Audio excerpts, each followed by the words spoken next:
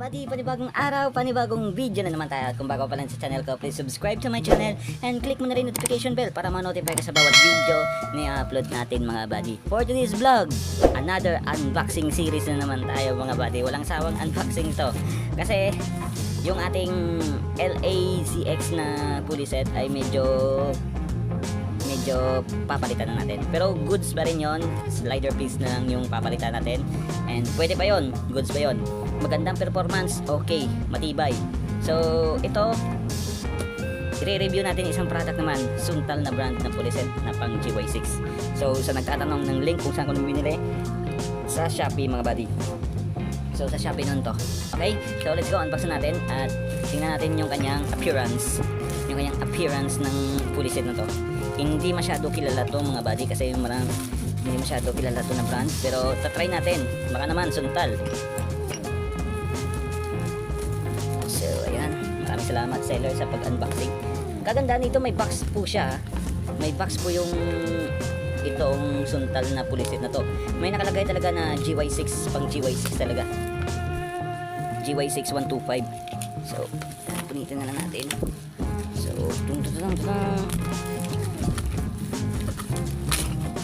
maalog pa.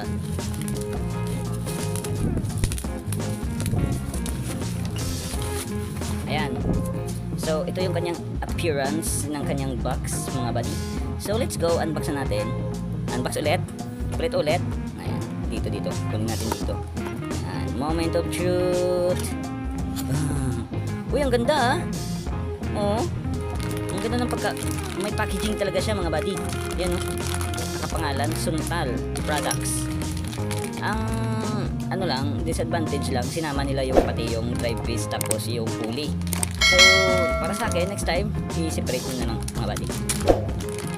So ayan naman pala, may kasama naman palang plastic, may bushing kompleto. So ito yung kanyang bushing.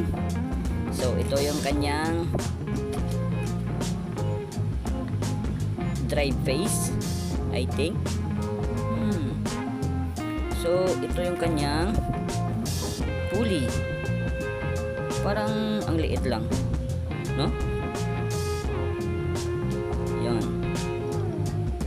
So ito parang medyo may rampahan siya ng konti.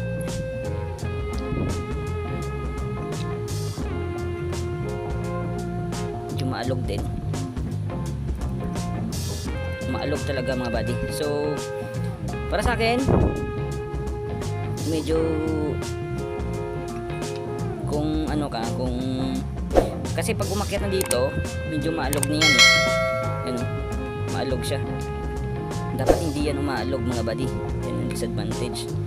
So 14 grams yata to pang GY6 din. Straight 14 grams.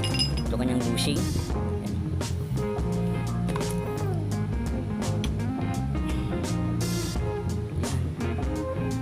Suntal.